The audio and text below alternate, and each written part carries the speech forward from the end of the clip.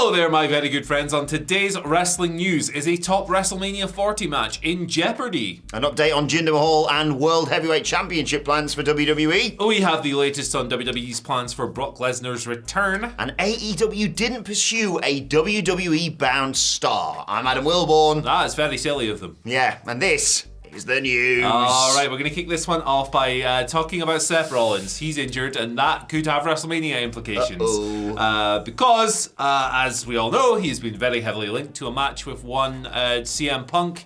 Since he returned, they've teased the feud really heavily. CM Punk got called a hypocrite by Rollins, all of that stuff. A lot of people going, hey, maybe Punk wins the Rumble, maybe he challenges Rollins, and maybe you get to a Roman match with Cody or The Rock somewhere else.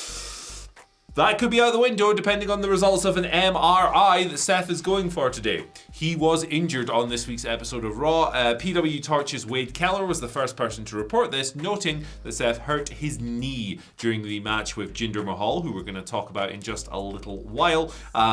He was favouring it, but there were no further details offered at the time. Since then, Dave Meltzer has come through on Wrestling Observer Radio, noting that Rollins was spotted walking on the injured knee backstage afterwards, adding that he was going to undergo an MRI to determine the severity of the injury. Fightful Select have confirmed the original report and added that we should know more today. So presumably he's either had the MRI yesterday and is getting the results today, or maybe everything's today. Yeah. Who knows? But it sounds like this will become clear. Obviously, Seth has a history of knee injuries. Yeah. He was out for, a year previously when he shredded his knee on that house show. You hope that that's not the case here, obviously, because he's the World Heavyweight Champion and a very important guy. It was like a near miss with Joe when he came back as well, wasn't there? Yeah. So, he'll probably want himself to be extremely careful with this. But hey, look, it might just turn out to be nothing, and he might just need to not wrestle for 3 or 4 weeks. But it could have WrestleMania implications. They might need to do something else with the WH thing, the belt, the title. I really hope it's not as bad as it seems. I hope they can just wrap him in cotton wool. I suppose the good thing is, because he had that world title match, although WWE doesn't normally abide by this sort of thing, he doesn't have to work the Rumble. There's more than enough stuff on that show already. Chamber, you would assume he'd be working, especially because Roman's obviously not working that. But they could just hype up a big Rhea Ripley, she's in Australia match. I was going to say put Gunther on there, and then I keep remembering he can't go to that show, of course, visa things. But yeah, I'd just please wrap him in cotton wool until April, because I'm sure CM Punk winning the World Heavyweight Championships going to be awesome if they decide to do that at WrestleMania, but it would really be a nice story if he takes it off Seth. Yeah, I agree. I think they've that's a really high anticipation match. Yeah. You could make the argument that maybe if Seth is out for a while, maybe distance makes the heart grow fonder in that regard, and delayed gratification, all of that stuff. But I'd quite like to see it now because I'm greedy. Yes. But let us know what you think down in the comment section below. If Seth is injured, what are you doing with the World Heavyweight title? And if he's really injured in real life, Damian Priest, what are you doing? Cash in on him straight away. And you know what you guys should cash in on? Tickets for our upcoming live show, Philadelphia, Pennsylvania. Are you in town for WrestleMania 40 weekend? Yes. You got a little nothing to do on the Saturday, maybe about midday. Do you want to come along to Underground Arts on the 7th of April? You can do just that. Tickets are on sale this Friday, WhatCulture.com/tickets. But we also have a pre-sale available as well. You pop your email in, you'll have exclusive access an hour or so before everyone else. You can guarantee your tickets. WhatCulture.com/always sunny for the pre-sale. WhatCulture.com/tickets for just general stuff. We'd love to see you there. We're aiming to beat All In, but we really are the meat in the WrestleMania sandwich, as Andy says. Lunchtime, 12 o'clock, Sunday, and you'll have plenty of time if you're going to night 2 of WrestleMania, so if you're around that weekend, do join us. We are the Billy Bear of meat in that sandwich. Oh, jeezy peeps. I wasn't expecting. It's going to be so much fun. Yeah, it's going to be tremendous. Our first live show in America for 5 years. I cannot wait. And it's a lot bigger than the last one. Yes. So, see you there. Right, let's talk a little bit more about Seth Rollins and Jinder Mahal, the World Heavyweight Championship match that went down on Monday. Fightful Select reporting that they had no plan whatsoever to have Jinder Mahal win the world title, so put those fears to one side, or to have Damian Priest cash in. Obviously, those things factored into it. You had the near fall with the Kalas after the briefcase shot, and you had Damian Priest just sort of hanging about and then brawling off with Drew McIntyre. And if it sounds like the match, or looked like the match, had a lot of smoke and mirrors, there was a reason behind that. Dave Meltzer reporting on Wrestling Observer Radio that WWE didn't trust Mahal to work a traditional wrestling match, hence all the other shenanigans around it. Indus Sher, like I said, Damian Priest and Drew McIntyre. Basically, they thought, yeah, if he just hits him with a class in a back and forth match, nobody's going to buy that. Yeah, what on earth? This is wild. It's like they didn't trust him to have a match. Why did they book it? Yeah. I don't know. Just to wind up Tony, apparently. I mean, it was a fun week Yes. on social media for sure. Yeah, I mean, the match sucked. Like, it's a Jinder match, you know. Like, I don't think he's as horrible as, like, his worst critics make out. Like, I don't think he's the worst wrestler ever. But I also don't think he's particularly good, and I don't think he had much business being in a world title match on Raw, despite being a former world champion himself. I'd be more believable if Baron Corbin had a title shot. I like Baron Corbin. Yeah, Baron's an effective heel. He's over as a villain, except in France, as we've spoken about. And he got that finish that only one person has ever kicked out of. Yeah, Drew. And they kind of wasted that kick out as well. It was like, that's a bummer. Got lost in Drew McIntyre cutting the ropes. Yeah, it was mean. It was really mean. Yeah, I will say, in terms of the title match, injury to Seth Rollins aside, I think it was the best version of what it could be.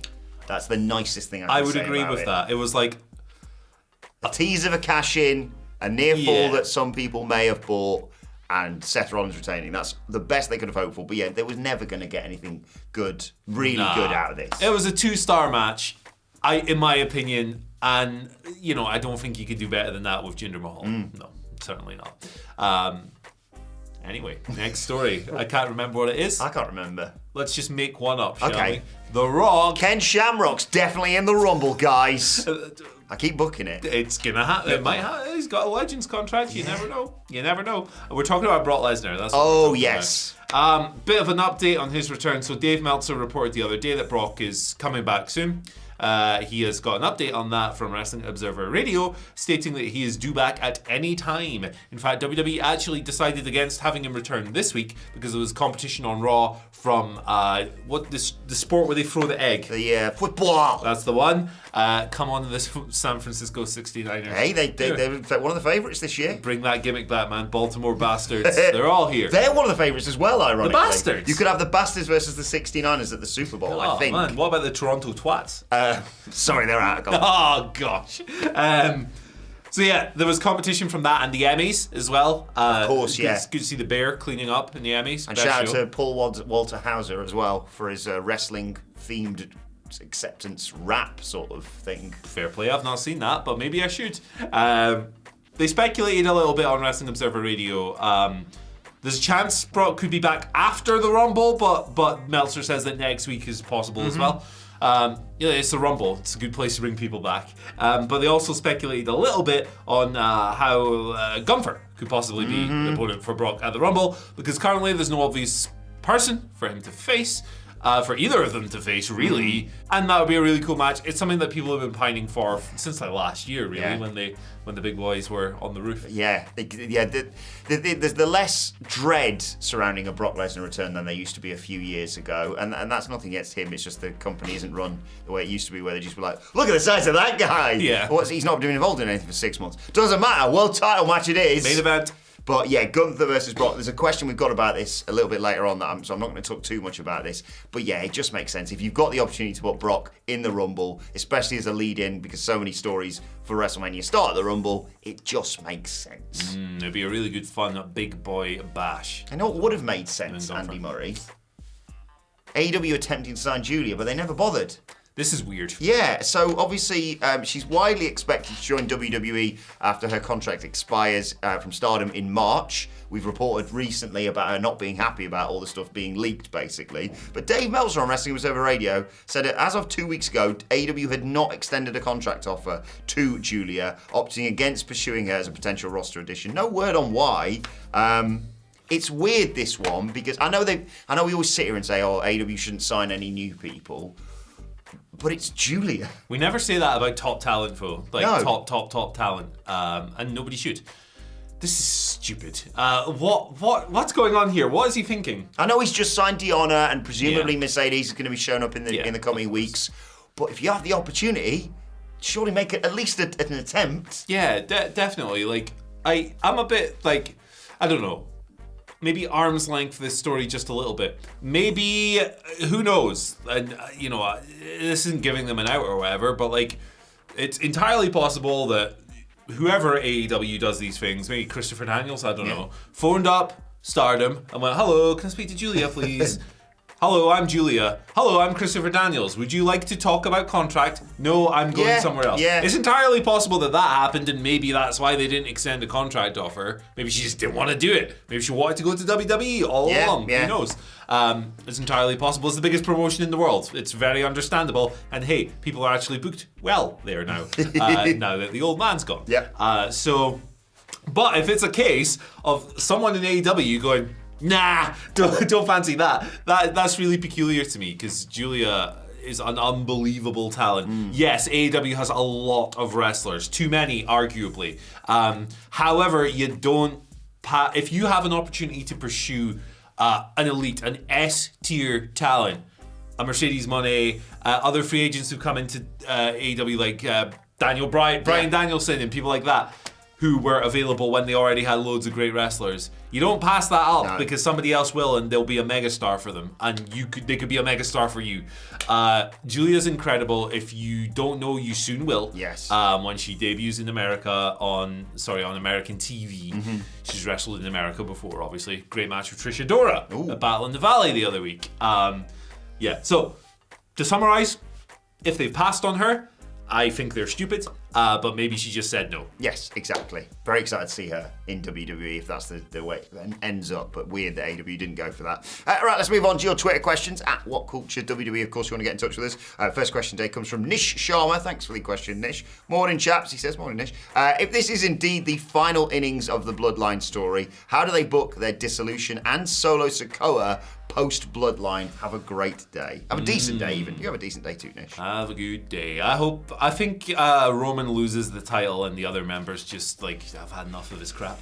I think Jimmy's there till the end, but he's going to be busy with Jay stuff at WrestleMania. Solo, I don't know what you do. I mean, everyone in the office is booked. You have to do a redo of the Samoans, the Spike finish from last year, but this time Cody kicks out. I had a little sauce to it, Andy. What about if Cody uses the kick out, but with the Roman Reigns low blow that he does, that only I think Jey Uso's done before? And Stacks, I think, actually, in NXT randomly. But, yeah, I like that twist on it. I think Solo should not be, like, going down with the ship almost, though. I think he should still be a monster after the Bloodline dissolve. Roman's going to go away for a long time. He's not working Backlash. He's not working anything.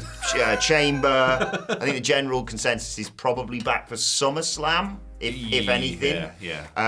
So, I just have Solo be like, well, no other Bloodline, and if you want to keep hanging with him, that's fine by me. But he should just keep wrecking dudes because you don't have him squash John Cena and then go, oh, well, Bloodline's finished now, so he's losing to Akira Tozawa on Monday Night Raw, sorry. I'm going to join the Gable and his mates in the Alpha gimmick. I like the idea of Solo being like, I don't need you, Roman. I was always, you always only benefited from me being involved, so maybe Roman's like, bloody hell, why didn't you stop, Cody Rhodes in the chamber or whatever? And he's like, piss off. Shut up. Yeah. You bully everyone you are around. As much as I agree with Hamflet that it kind of waters it down, that, Cody's finally defeated the Bloodline, but there's only one person left, and that's Roman Reigns. Yeah. I do like the idea of Roman Reigns finally being with Paul Heyman, but basically gone on his own going into the main event of WrestleMania against Cody Rhodes. I don't know what they're doing with The Rock. I never know. I'm scared. We'll find out. Vacant's manager says, good morning, my favourite news media personalities. Thank you very much. Thoughts on Brock? Here we go. Hitting the ring during the Rumble, in between entrances, and destroying Gunther to set up their rumoured Mania match. You could do that. And then, obviously, Gunther is susceptible to being thrown out by someone. I would rather just do it in the Rumble. I would have Brock as an entrant. I think it's a little bit more if he's organic. There. Right, yeah, because it just makes it a little bit more believable to me. If you have them in the match and they meet face to face, it's like, well, you've engineered the conflict without having to go down the angle route. And if they were 1 and 2. Yeah, Jesus. Oh my God, the ring would collapse. And then number 3 is Dominic Mysterio. Boom, booyaka, booyaka. He'd be going back to prison after that. Yeah. But Yeah, I would just engineer it in the match itself. I would just throw Brock in the Rumble. Why not? He rules. Yeah, I think I'm still holding that candle for a Chad Gable Gunther match at WrestleMania. But yeah, as I said with the Brock story, if he's available between January and April, you book him for a feud. And nothing against him versus Omos. It was a load of fun, but I want a bit more meat on the bone this year. Where's Omos these days? Yeah. What's going on?